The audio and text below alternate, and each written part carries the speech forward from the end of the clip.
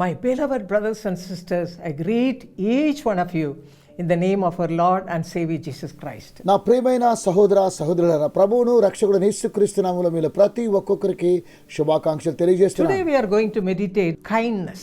ఈ రోజు దయ అనేటువంటి విషయాన్ని ధ్యానం చేసుకోబోతున్నాం. If you read Proverbs chapter 12 verse 2, it says, a good man obtains favor or kindness from the Lord. సామెతల గ్రంథం 12వ అధ్యాయం 2వ వచనంలో సత్పురుషునికి యెహోవా కటాక్షము చూపును. So we have to become a good man or a good woman. కనుక మనము సత్పురుషుడిగా లేదా స్త్రీగా ఉండాలని కోరుతూ ఉన్నాను. Now let us see how we can become a good person. ఏ విధంగా మనము సత్పురుషుడిగా ఉండగలమో చూడబోతూ ఉన్నాం. If you read 1 John chapter 4 verse 17, it says, as he is, so are we in this world.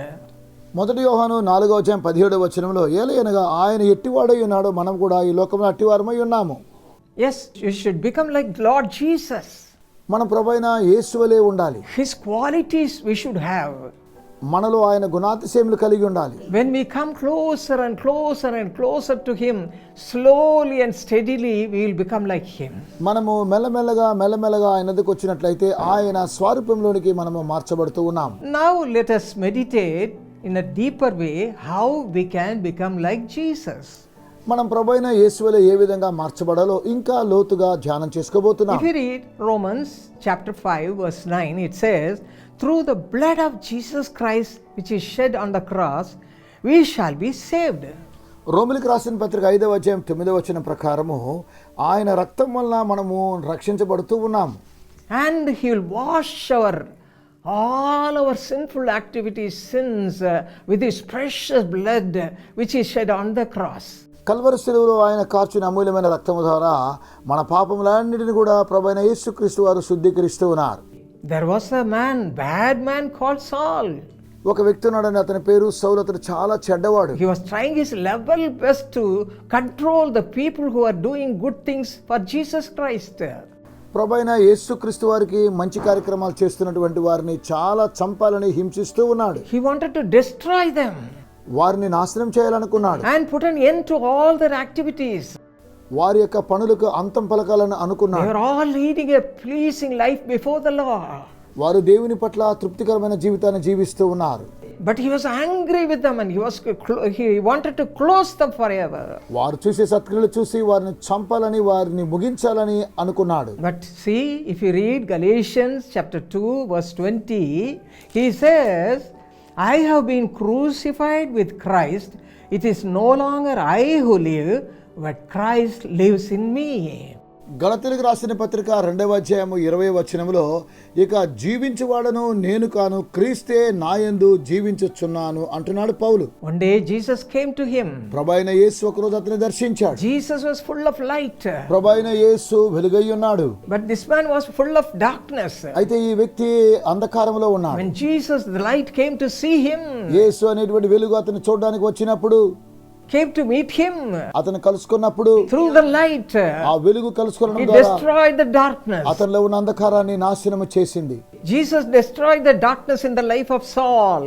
సౌలులో ఉన్నటువంటి అంధకారాన్ని ప్రభువైన యేసు నాశనం చేశాడు. And he made him his child. సౌలును తన బిడ్డగా యేసు మార్చుకున్నాడు.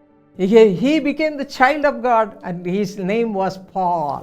అతడు దేవుని బిడ్డగా మార్చబడి అతని పేరు పౌలుగా మార్చబడింది. And God transformed his life and made him a new person, as we read in 2 Corinthians 5:17.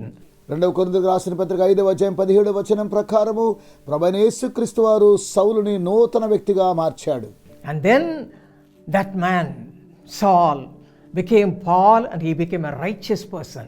ఈ సౌలు అనే వ్యక్తి పౌలుగా మార్చబడి నీతిమంతుడిగా దేవుడు అతన్ని మార్చాడు. According to Hebrews 10:38, the just shall live by faith.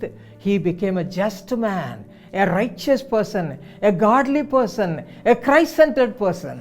హెబ్రీయులకు రాసిన పత్రిక 10వ అధ్యాయం 38వ వచనం ప్రకారము నీతిమంతుడి విశ్వాసమున బ్రతుకున రీతిగా అతడు నీతిమంతుడుగాను దేవుని యందు భయభక్తులు గలవాడుగా మార్చబడ్డాడు. This is the first step we should take. ఇదే మనం పాటించవలసిన మొదటి మెట్టు. We may be filled with all kinds of sins of this world. ఈ లోకంలో అనేకమైన పాపములతో మీరు నింపబడి When ఉండవచ్చును. Jesus, the light, comes before us and makes us a new person, the darkness goes away from our lives. యేసు అనేటువంటి వెలుగు మనల్ని దర్శించినట్లయితే మనలో ఉన్నటువంటి ప్రతి విధమైనటువంటి అంధకారము మనలో నుండి వెళ్ళిపోతూ ఉన్నది, దూరం అవుతున్నది. Romans chapter 3 verse 28 రోమిలికి రాసిన పత్రిక 3వ అధ్యాయము 28వ వచనములో, and Galatians chapter 2 verse 16 గలతీ 2:16లో explains the same thing. ఇదే విషయాన్ని మనకు వివరిస్తూ ఉన్నది. And John 3:15 says యోహాను సువార్త 3వ అధ్యాయం 15వ వచనం తెలియజేస్తున్నది, that whoever believes in him, believes in Jesus Christ, should not perish but have everlasting life. ప్రభువైన యేసుక్రీస్తునందు విశ్వాసం ఉంచిన వారెవరో వారు నశింపక నిత్య జీవాన్ని పొందుదురు. And if you read Isaiah chapter 55 verse 7, it says, let the unrighteous man return to the Lord, and then the Lord shall have mercy on him, and he shall abundantly pardon him. And this is the first thing to make a person, a wrong person, a sinful person, addicted to various kinds of sins, he makes them a righteous person. యెషయా గ్రంథము 55వ అధ్యాయం 7వ వచనములో, భక్తిహీనులు తమ మార్గమును విడువలను, దుష్టులు తమ తలంపులను మానవలను. ఇది మొట్టమొదటిగా మనము చేయవలసినటువంటి కార్యక్రమం. వారు యెహోవా వైపు తిరిగిన యెడల ఆయన వారి యందు జాలిపడును, వారు మన దేవుని వైపు తిరిగిన యెడల ఆయన బహుగా క్షమించును. How it happens? ఇది ఎలా జరుగుతున్నది? We are sinful people.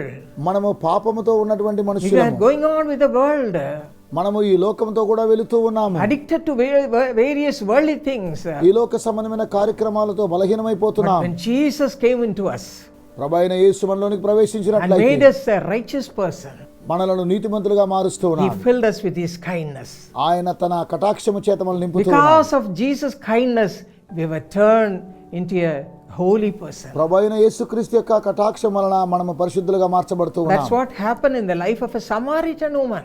అదేనండి సమరయ స్త్రీ యొక్క జీవితంలో కూడా జరిగింది. John's 4th chapter, we read about her in a clear way.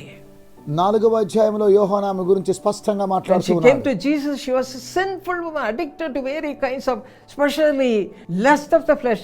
She was not a righteous person.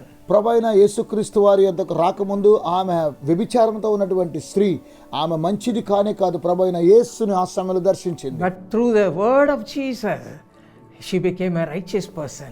అయితే ప్రభువైన యేసుక్రీస్తు వారు అందించే సందేశం ద్వారా ఆమె నీతిమంతురాలుగా మార్చబడింది. God's word has so much power, my precious brothers and sisters. నా అమూల్యమైన సహోదర సహోదరులారా, దేవుని యొక్క వాక్యానికి అంత శక్తి కలదు. When you believe the word, మీరు దేవుని వాక్యాన్ని విశ్వసించినట్లయితే, when you hear the word, దేవుని వాక్యాన్ని మీరు it will విన్నట్లయితే make you holy. మిమ్మల్ని పరిశుద్ధులుగా She became a మారుస్తుంది. holy person. మిమ్మల్ని పరిశుద్ధమైన వారిగా She మారుస్తుంది. made others holy ఆమె ఇతరులను పరిశుద్ధులుగా మార్చింది. through her act. ఆమె క్రియల ద్వారా God changed her just like that.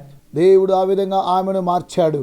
If you read Luke 19th chapter, we read about a man called Zacchaeus, లూకా సువార్త 19వ అధ్యాయంలో జక్కన గురించి చదువుతూ a ఉన్నాం. chief tax collector.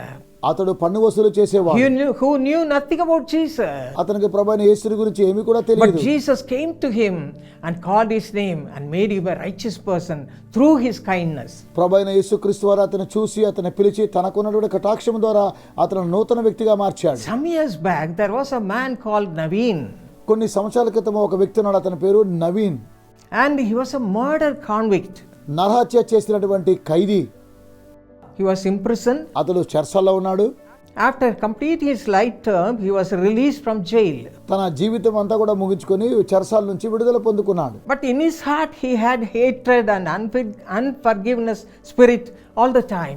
ఎల్లప్పుడు కూడా తన యొక్క హృదయములో ద్వేషము, పగ, తన హృదయం అంతా కూడా నింపబడింది. One day, he came to a meeting which was held by Jesus Calls Ministry. ఒకసారి యేసు పిలుచున్న సేవ కూడిక జరుగుతూ ఉండగా అతడు ఆ కూడికకు హాజరయ్యాడు. Dr. Paul Dinakaran was speaking there. అక్కడ డాక్టర్ పాల్ దినకరన్ గారు And మాట్లాడుతున్నారు. during the prayer time, he called one name, Naveen. ప్రార్థన సమయంలో నవీన్ అని పేరు పెట్టి పిలిచాడు. And he explained all about him. అతని గురించి అన్ని కూడా వివరించాడు. And the Lord asked him to come to the stage. ప్రభువు అతన్ని వేదికనకు రమ్మన్నాడు.